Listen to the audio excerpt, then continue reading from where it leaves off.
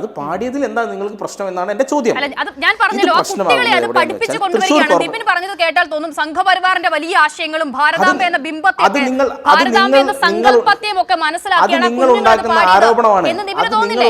പക്ഷെ അതാണോ? അത് തിരിച്ചറിയാനുള്ള പ്രായം ആ കുഞ്ഞുങ്ങൾക്കുണ്ടോ? ഈ പരമപവിത്ര ഭൂമി എന്നൊക്കെ പറയുമ്പോൾ ശ്രീചിത്രൻ ഇവിടെ വിശേഷിപ്പിച്ചതുപോലെ അതിന്റെ ചരിത്രം അറിഞ്ഞിട്ടാണോ കുഞ്ഞുങ്ങൾ പാടിയതല്ല. പകരം എന്താണ് അവരെ അത് പറഞ്ഞ് പഠിപ്പിച്ചു കൊടുക്കുകയാണ്. അല്ലേ നിപിൻ? ആ വിദ്യാലയം കേന്ദ്രീയ വിദ്യാലയമല്ല എന്ന് മനസ്സിലായോ? സ്കൂളിലാണോ അത് പഠിപ്പിച്ചത്? ആ വിദ്യാലയം കേന്ദ്രീയ വിദ്യാലയമല്ല എന്ന് മനസ്സിലായോ? ആ സ്കൂളിലാണോ അത് പഠിപ്പിച്ചത്? അത് പറയൂ. ആ സ്കൂൾ കേന്ദ്രീയ വിദ്യാലയമല്ല എന്ന് അംഗീകരിച്ചോ? അധ്യാപകൻ പറയുന്നുണ്ടല്ലോ സ്കൂളിൽ പഠിപ്പിച്ചതാണ്. ഞാൻ പറയാം, ആ സ്കൂൾ കേന്ദ്രീയ വിദ്യാലയമല്ല എന്ന് അംഗീകരിച്ചോ?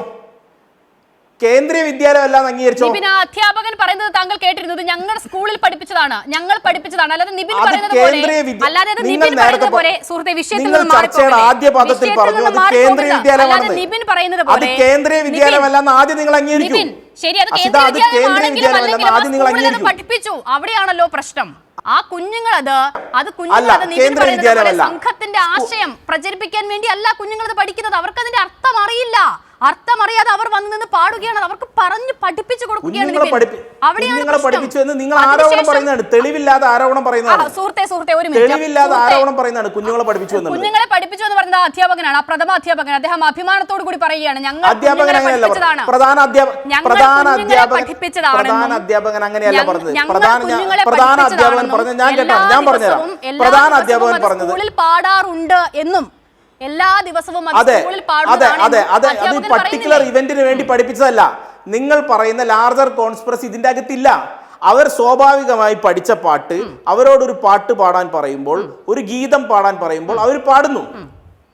ശരി, അപ്പോൾ അത് റെയിൽവേ പോസ്റ്റ് ചെയ്യുന്നത് അത്രേ ഉള്ളൂ.